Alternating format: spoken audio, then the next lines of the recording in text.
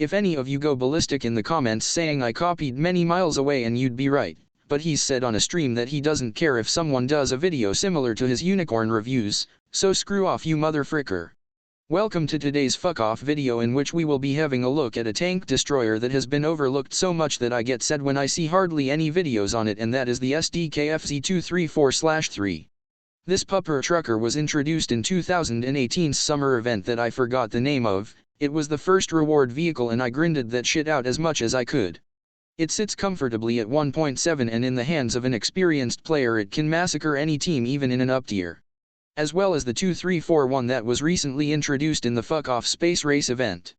The thing can go 90 kilometers an hour for maximum blitzkrieg, and with the current crew level that I have, I got the reload down to 3.7 seconds, so you can often bait some retard into pushing from a corner, and before they can lay their gun down you'll have a shell loaded and be able to blap them with a hot steamy 75mm heat shell. As expected for an armored car, it has literally no armor, but for some unholy reason I have been able to bounce British 40mm shells off the hull front of this thing. I don't know how it can do that, it just does.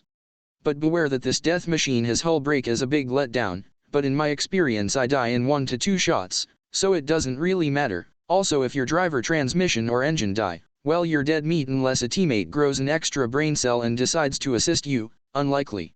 The go-kart has a selection of 5 shells, let's go over them. The shell you should mainly opt to use is the HLGR-38C heat shell. The gun is the same as on all low BR Panzer IVs with the low velocity 75mm, which pens 100mm of armor. Don't use the HLGR-38B as it has -20mm of penetration, and no real use other than for you to laugh at. The KGR-ROT-PZ pointy APHE shell has about 54mm of pen at 10 meters, and should be used for side shots on Shermans and other monstrosities. The other shells are a smog shell, an HE shell that serves no real purpose. The smog shell is useful for being a pestilence to your enemies by shooting them in their faces with it, then flanking them and giving them a significant emotional event. Taking a full ammo load is recommended. Here is what I take: 40 HLGR-38C shells, 5 KGR-ROT-PZ and 5 of the smog shells. A major benefit of this thing is that you can smack around cocky Matilda and B1 and BIS players who think that their fat asses can shrug anything off. But if you've got a 38C shell loaded and can aim it, ho ho, they're in for a real bad day. But if you fuck up your shot, well, you're the one who's in for the ass whoopin'.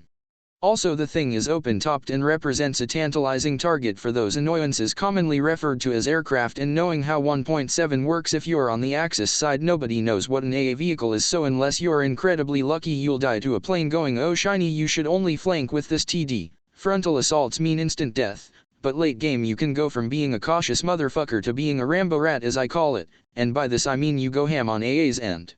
Lightly armored fucks who think that they're safe from your menacing battlefield superiority. Tactic works if your team is winning. Since the go-kart of mass destruction is a premium, all modifications are unlocked for you courtesy of Gaijin. For crew skills I would personally go for vitality, reloading and leadership. Tank driving too if you want an experienced driver and not some 16-year-old hooligan who grabbed the wheel and said watch this.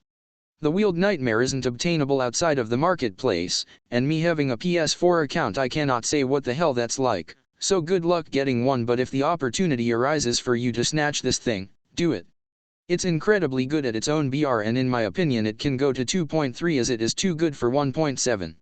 If you have this thing, kudos to you my friend. Hopefully this helped you a tad bit, and as it is my first and probably my only TTS video I'm going to do, as I have a microphone coming in soon, now get out there and deliver some surprise butt sex to inferior beings.